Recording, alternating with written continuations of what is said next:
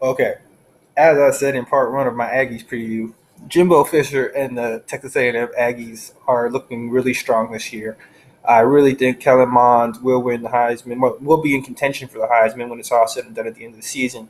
Um, Looking at it, Clemson, Alabama, all that. But I was at the Aggie spring ball game. I have an insider there named Michelle Miller. She hands out tickets in the parking lot to the Aggies players that park illegally, and she won Aggie of the Year, I think, or something like that. Last time I checked, and she's a very good, credible source at Texas A&M on what's going on in the football world there. Um, we came out with some new Texas A&M gear that I really like. They never bend the knee. That's a tribute to their military service that they've have at their university. It's one of the top military institutions besides Army, Navy, and Air Force. It's not an academy, so it's a pretty special place to go visit. If you ever get a chance, go check out College Station.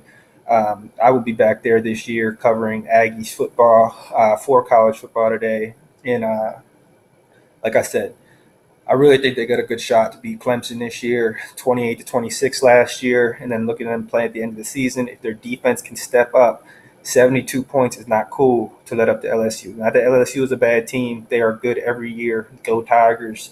But looking at it from my perspective, their defense did get better from watching the spring ball game. I think their defense is going to be a lot better this year. I don't think they had I think Jimbo was worried about the defensive line, about having enough players, enough bodies. But at the same time, they looked good. They looked like they were flying around, making plays. Kellen Mond is throwing darts. It's his third year. He's closing in on 5,000 yards passing as Aggies QB. I really think he's going to be a top priority guy in the NFL draft as well. Born and raised out of San Antonio, Texas.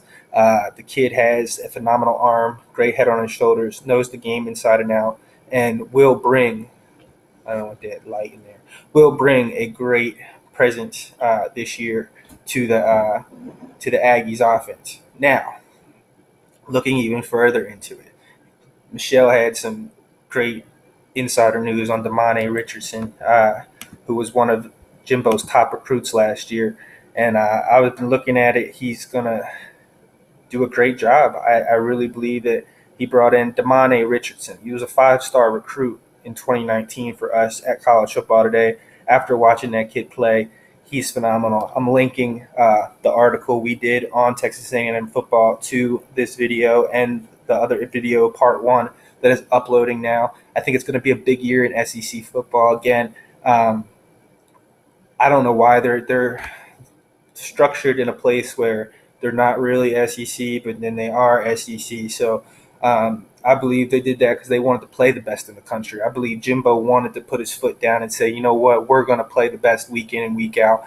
And rightfully so. The man has a legendary career. He's a great recruiter, great man, great coach. I love the way he coached on the field in the spring ball game. He was down there on the field in action, really Jones and the referee talking to him. Lots of great stuff. I had a great time there. But like I said in my article, TAMU spring football is off to a fantastic start, according to our new Aggies insider. And with all the likes, and with the likes of Jimbo Fisher in town, who boasts a 92-27 record as an NCAA head football coach, what else would you expect? With TAMU being able to average 36 points per game last season, producing enough offense was not the issue for the Aggies.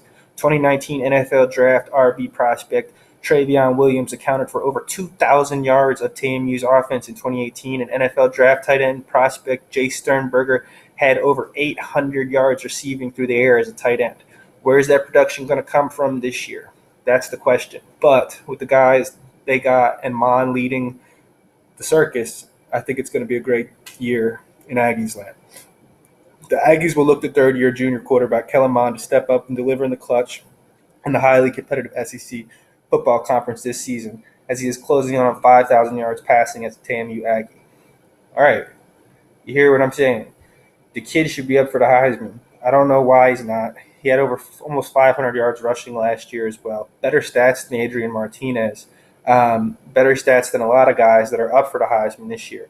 I don't think the kid from Ohio State had any stats. He was a bench warmer at Georgia, and he wanted to transfer to get out of the mess because he wasn't going to play. I'm going to get into Ohio State football later down the road. Next up is going to be Michigan. I believe it's going to be a good year at the Big House. I think they're hyping them up too much for what they did last year. They got smacked by Florida. I don't get it. I don't get where all the hoopla is coming from on that respect when you got beat 41-14 or something in the bowl game, in the Gator Bowl. Now, Florida was a great team last year. Florida's going to be a great team this year under Dan McMullen. But that being said, there's no evidence to say Michigan is going to make it to the college football playoff and all this. I even think Vegas was wrong on that. I think whoever ranked them so high, you're missing Texas A&M. You're missing the fact that they're going to play Georgia, Clemson, and Alabama this year, who are all in the top 3 in everybody's category, top 4. So they got a shot. And when I look at their roster, when I look at Kellen Mond and the way he's delivering the football, his leadership qualities, born and raised straight down in San Antonio, Texas, I believe that they're going to have a very big season in College Station. Now they got to travel. Like I said, they got to travel to Clemson. That's going to be the big game right there. Let's look up. I have your schedule right here on my website. Yeah, but then they get Alabama at home. So there's 2 big games there that they could really make a statement, really make some noise this year. Texas A&M football is back.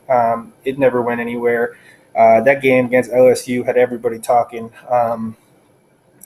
It looked like a basketball score, at the end of things. LSU just didn't step up in the end. Neither defense did. It was a run and gun show.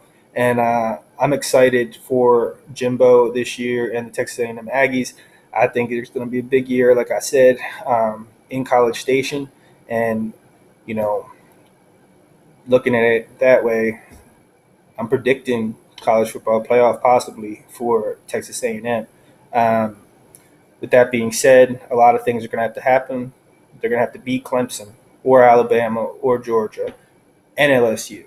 So they have 4 really tough opponents on their schedule that are going to be in contention as well. So we'll see how it pans out. If they can get 3 out of 4 or just 2 out of 3 in the Georgia, Alabama, and Clemson circuit, I think they're in contention. They could win them all. You never know. I think they're the most underrated team right now in college football today. And because people don't like farming or something. I don't know. Or the military or whatever. I don't get it. I don't get why there's almost a hatred towards Texas A&M football when you look at it. They're not getting any love in the SEC. It's because they're not from that side of the country, I guess. I don't know. But we'll have to figure it out as the season plays out, because right now they're the underdog. They're my dark horse. Kellen Mond for Heisman Trophy 2019. I have that up on my list. I've dropped Sam Ehlinger off my list. I don't think he's going to have the production around him this year. I think the Aggies are the team in Texas this year.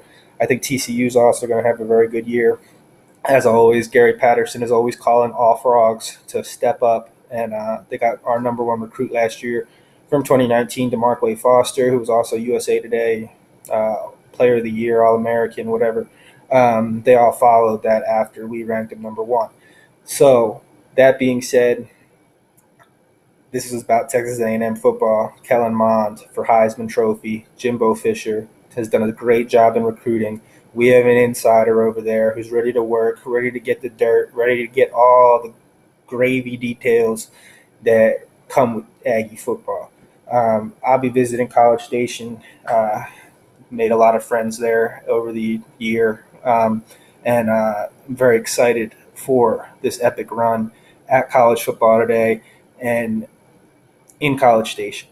The SEC is one of the toughest conferences in the nation every year.